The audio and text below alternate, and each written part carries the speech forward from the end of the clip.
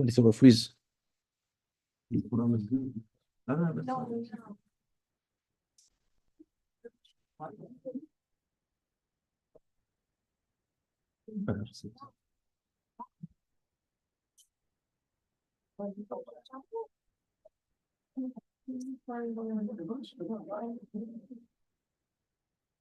بسم الله الرحمن الرحيم. Brothers and sisters, السلام عليكم ورحمة الله وبركاته. أحسنتم. May Allah subhanahu wa ta'ala accept your amal as we near the last remaining nights of the month of Ramadan. And we are happy, alhamdulillah, to have Sheikh Aus continue with us. So with that, I would like to call him up to the podium with salawat ala Muhammad wa ali Muhammad.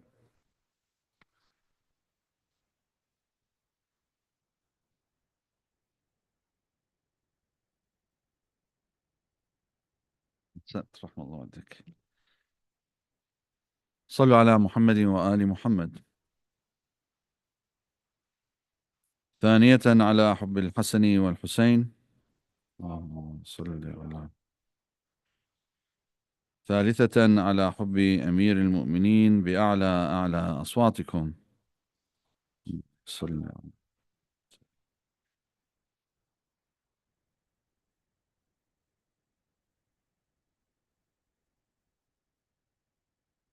Okay, so Assalamu alaikum wa rahmatullahi wa barakatuh jami'an. Today, inshallah, we'll get right into it. We want to continue with finishing the last lesson that we had, because I promised the Hajji we'd do the VBC system, because he asked me, what is the VBC system, right? So the VBC system is the value, belief, commitment system, okay? Now, what do we mean by this? If you value something, you will believe in its importance in your life and you'll be committed to it, right? Let's look at some examples. So if you live in New York City, for example, right? What would you value? Would you value a car or the subway? The subway, right? I mean, parking is expensive. There's no space to park. It's a headache. Loya. Huh? So what would you get? You'd get a metro pass, right? You'd get a subway pass. So you're going to make sure that you have that subway pass, that you've bought the monthly subscription, so that every month you have that card in hand, right? You're going to make sure that you have it. You might even get one that's a few months long, as opposed to just a month at a time. Agreed, Brother Muhammad? Right? So you're not going to value a car. So because you believe in its value, right, you're going to be committed to making sure that you have it, that you purchase it. Let's look at another example on the opposite end. I live in the greater Detroit area in Dearborn. Detroit is not made for a subway system. It's Motown. It's Car Central. It's where all the car factories are, right? The manufacturers. The GM, Chrysler, Ford, they're all there. So even in the legislation, they don't allow them to have a good bus system, to be honest with you, let alone a subway system. Getting light rail from the suburbs all the way to the airport has been an issue in Congress that they still haven't been able to pass. Okay? So why? Because the car manufacturers control everything. Okay? So that means then what? That means then, what are you going to value living in the Detroit metro area? A bus card when the bus system is terrible? Or a metro card when there's no metro in the first place, there's no subway? So you're going to value getting a car. So you're going to work hard to make money to be able to afford to purchase a car, because you believe that in order for you to be successful, to get to school on time, to get to work on time, that you need a car. And so what do? Right?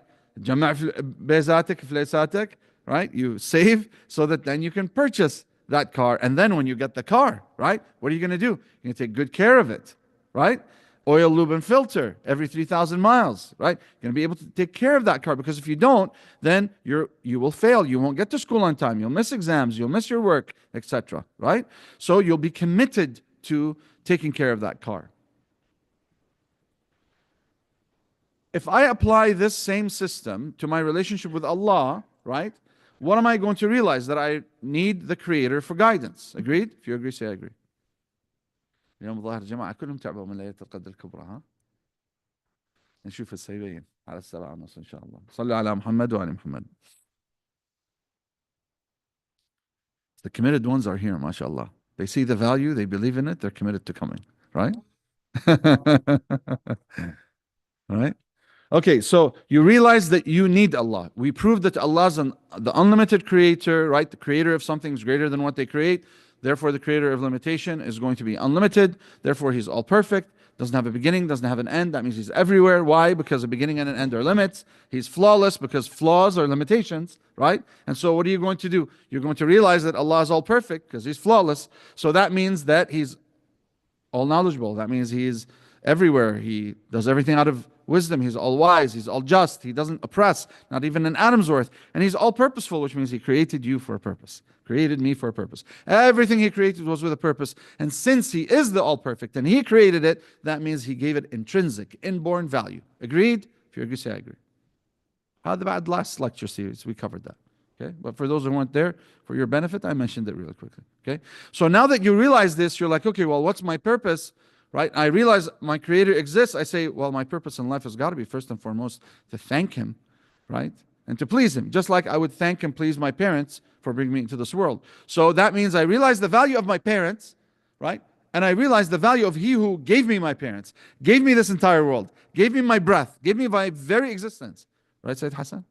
Right? Okay. Alaykum as-salam. So then I will be, once I realize the value of Allah, right, I will believe in the fact that believing in Allah and doing what He wants from me is going to be the reason for my success in this world, right? To please Him, to show Him gratitude. That is my ultimate purpose in life. So anything I do is going to be based on full dedication to Allah. Everything Allah has given me, I'm going to dedicate to Allah. I'm going to be committed with sincerity to pleasing Allah. So you see how if I value Allah, I believe in Him, right? If I believe in Him, I'll be committed to Him. And then what will I get? I'll get ultimate success. So this is the VBC system. I will gain heaven at the end of it if I do it. So now let's get to lesson 7, which is where we're supposed to be today.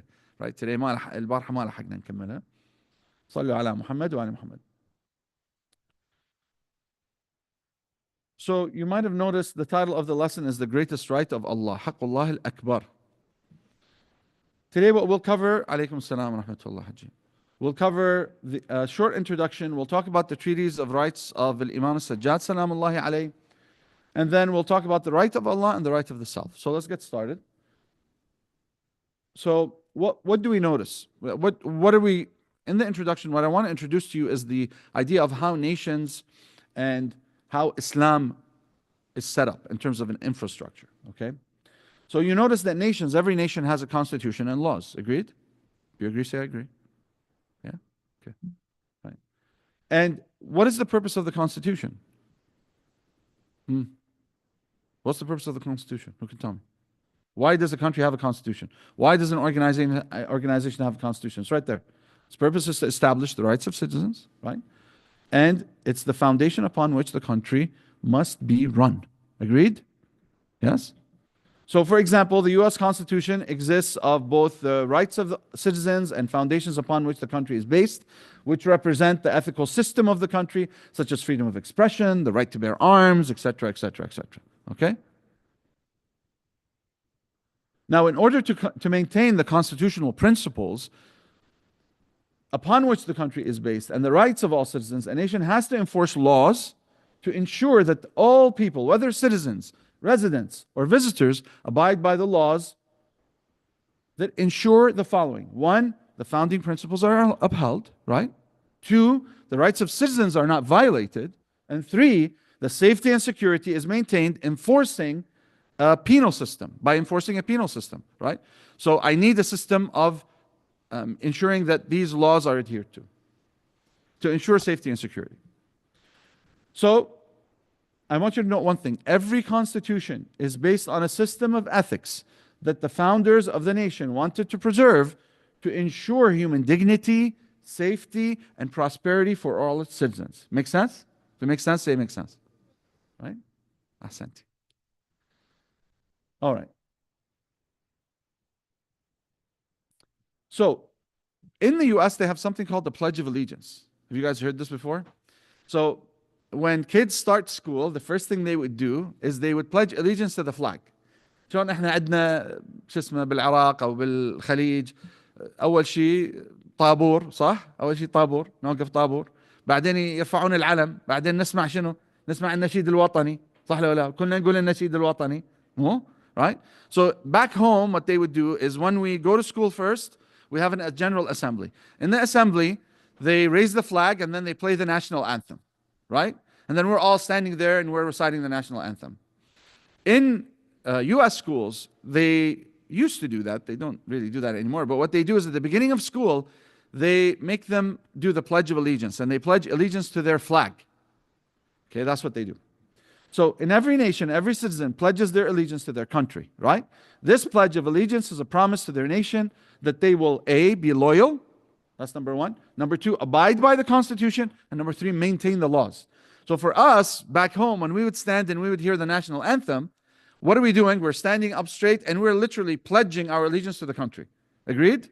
That's really what we're doing. Now, in Islam, Allah Almighty established the following: a system of ethics, a bill of rights, and a system of law. Whether you realize it or not, that actually exists. Okay? So the system of ethics is based upon our relationship with God and then our relationship with other human beings. All right? The Bill of Rights details the rights of everything. Okay? Allah gave the Prophet and Imams, gave us the Prophet and Imams to tell us and teach us the rights of everything, of everyone. All right? And this is known as the Treaties of Rights. We get this from Imam al-Sajjad. Al-Sahifa al-Sajjadiyya is one thing that we have that has dua, but we have something else called Risalat al-Huquq. All right? It's basically a dissertation or a treatise that just has the rights of everything. And then we have a system of law. Right? Al-Qanun, Al-Shar'. So Allah establishes a system of law to ensure that the integrity of the religion is maintained by protecting the ethics and the principles of the religion. And secondly, that the rights of all are protected, including Allah's rights. And lastly, that man lives in safety and security. Right? And I would advise you to take a picture of this. Right? Because if you ever want to explain anything to a friend who is a non-Muslim, right? To make them understand how Islam has set things up, this is actually a pretty good slide to use. Okay? All right, so the Treaties of Rights. So the first and most important thing that the Treaties of Rights is going to start with, you would imagine is going to be what? Whose right upon you? What do you think? Allah, right? So let's see, the Quran says, first we'll look at the Quran, then we'll look at that right, inshallah. So the necessity of following the example of the Holy Prophet sallallahu alaihi wasallam and Ahlul Bayt is established in the Holy Quran, where Allah subhanahu wa ta'ala states in chapter 33, verse 21. 33 is the chapter of Al-Ahzab. Okay? What does Allah say? لَقَدْ كَانَ لَكُمْ فِي رَسُولِ اللَّهِ أُسْوَةٌ حَسَنَةٌ. Right? That Allah subhanahu wa ta'ala has provided you with a great exemplar. An exemplar is someone to follow. They set the example for you, okay, on how to live your life. Then what does he say? He says, لِمَنْ كَانَ يَرْجُو اللَّهَ وَالْيَوْمَ الْآخِرِ. For those who want to please Allah and want their just reward in the hereafter, then that's what they need to do. They need to follow in the footsteps of the Messenger of Allah. You don't want to please Allah? You don't want to be in heaven? Then don't follow the example of the Prophet. Right? But if you want to be successful in this life, then follow the most successful person that Allah has created, right? Follow his example, do what he does, obey what he tells you to do, and then you will be successful in this world and in the hereafter. وَذَكَرَ اللَّهَ كَثِيرًا. So he gives you the secret, the formula. Remember I told you, Islam is a religion of formulas, right? So that Allah is saying, look, I want you to follow the example of my Prophet. That's number one. And number two, in order to do so successfully, he gives it at the end. He says, وَذَكَرَ اللَّهَ كَثِيرًا. So make sure that you remember Allah plentifully. The more you remember Allah, the more you'll remember who? His representative, right? And if you remember his representative, then you'll follow in whose footsteps? Prophet Muhammad's footsteps, right? And whatever he tells you to do. And since he's the most successful, you will be the most successful. So then how can we follow in the footsteps of Prophet Muhammad? That means now I need to look at the Sunnah. I need to follow the Sunnah. So what's the Sunnah? You mean, are you talking about my brothers and sisters from the other school of thought? No. That's not what I'm saying. Okay? That's Sunni, not Sunnah. Right? Right? That's Sirat al-Shaykhain. All right. So what is the Sunnah? The Sunnah is whatever the Prophet said, did, or agreed to, or accepted. Right? فعل الرسول, قول الرسول, تقرير الرسول. So does the Sunnah include the Imams as well? When we say Sunnah, are we including the Imams? Of course we're including the Imams. When we say the Sunnah of the Prophet, that means that, also those who preserved the faith, right? And those who preserved the faith were the infallible Imams alayhim salam. Yes, so since Allah Almighty completed the religion through the Imams, through Imamat, that means that the Imams are the gatekeepers and the best exemplars and preservers of the Sunnah of the Holy Prophet, as they would live, act, and maintain the religion as the Prophet and as Allah subhanahu wa ta'ala would want, right? And Allah appointed them for this specific role, this important role. So now, what is the best one-stop shop for how the Prophet treated all things? So the hadith, of course, is the best source, right? But more specifically, a comprehensive document directly from our Imams. And here we're talking about the Treatise of Rights, Risalat al-Huquq, and the Sahifa al-Sajjadiyah. Right? So if you want to be Husayni, Salamullah ala al-Husayn, and you want to walk in the footsteps of an Imam al-Husayn, right? Then you need to know what his son, As-Sajjad, Salamullahi alayhi, left behind as a legacy of Imam al-Husayn. You want to be truly Husayni? Then you need to make sure that you have a copy of the Treatise of Rights, and you read it and you study it, and the Sahifa al-Sajjadiyah, and you recite his du'as. Because that is how Imam al-Sajjad changed the nation. Without these two works, and especially Sahifa al-Sajjadiyah, there would have been no way that the Umayyad Empire would have been toppled. Right? The awakening of the Ummah was through these two documents. Now, the Treatise of Rights is what would be considered the Bill of Rights for us Muslims. Okay? Because it basically outlines the rights of all things. It's the legacy of Imam Hussein, as I mentioned. It represents what Allah Almighty wants us to know about our relationship with all things and how to act towards each of those things. It covers everything from the right of Allah upon us, to the right of the self, to the right of the parents, to the right of the siblings, to the right of the companions, to the right of your salah, to the right of your som, to the right of al-mu'adhin, to the right of al-jalis, the person sitting next to you, to the right of al-mustashir, right, a person who consults you, right, to every single right you can imagine, right, the right of charity, the right to, etc. So what is this right? What is the first right that's mentioned? I said the first right that's going to be mentioned, obviously, first and foremost, is what you start out with. Because without that paradigm of tawheed, right, you have nothing. You're going to be tatakhabbat, right? You're going to be in darkness. You're not going to know where to go. You need a foundation, a strong foundation, and that is your relationship with Allah. So what is the first right then? Realizing Allah's greatest right upon me. وَأَمَّا حَقُّ اللَّهِ الْأَكْبَرِ عَلَيْكَ. As for Allah's greatest right upon you, فَأَن تَعْبُدَهُ, for it is for you to worship Him. لَا تُشْرِكْ بِهِ شَيْئًا, that you should not ascribe a partner to Him. Right? Now here's what's interesting. He says, فَإِذَا فَعَلْتَ ذَلِكَ بِإِخْلَاص, if you do so with sincerity to Allah, meaning full dedication to Allah subhanahu wa ta'ala. Every part of you is dedicated to Allah.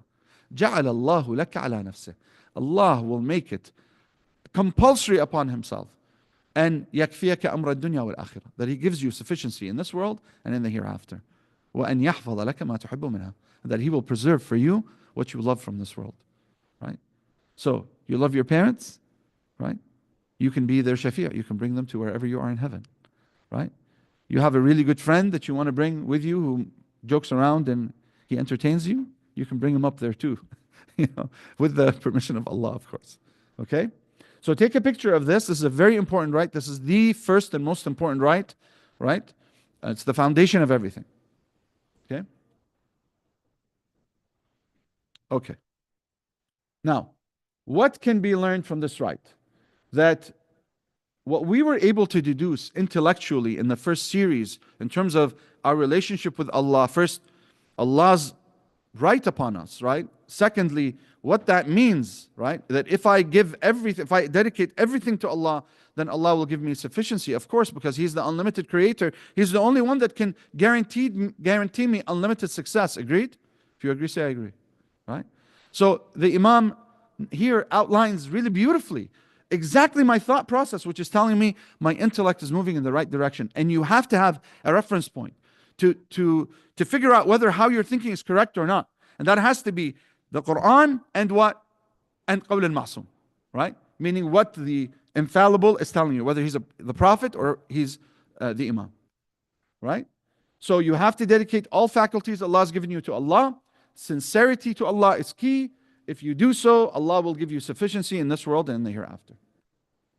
So what is meant by sincerity here? Full dedication of oneself to Allah. I think that's clear by now. Therefore, you have to know yourself and know Allah's position and His right upon you. Okay? And what does sufficiency mean? Sufficiency means fulfillment. We're all looking for fulfillment in this life, right? I want to feel fulfilled, right? Everybody tells you, I would just want to be happy. Alaykum salam. What are you really saying? You're saying, I want to feel a sense of fulfillment, right?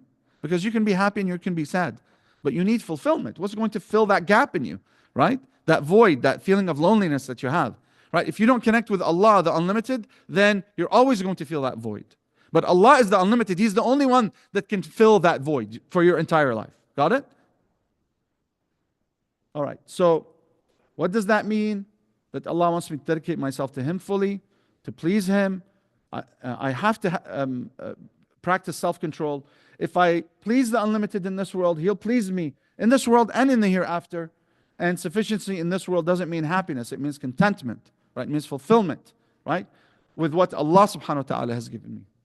Inshallah, tomorrow we'll talk about self-control and how I can do that and its relationship with faith and iman. وآخر دعوانا الحمد لله رب العالمين والصلاة والسلام على سيد المرسلين والفاتحة على أرواح المرحومين مسبوقة مشفوعة بالصلاة على محمد وآل محمد. صلى الله عليه وسلم.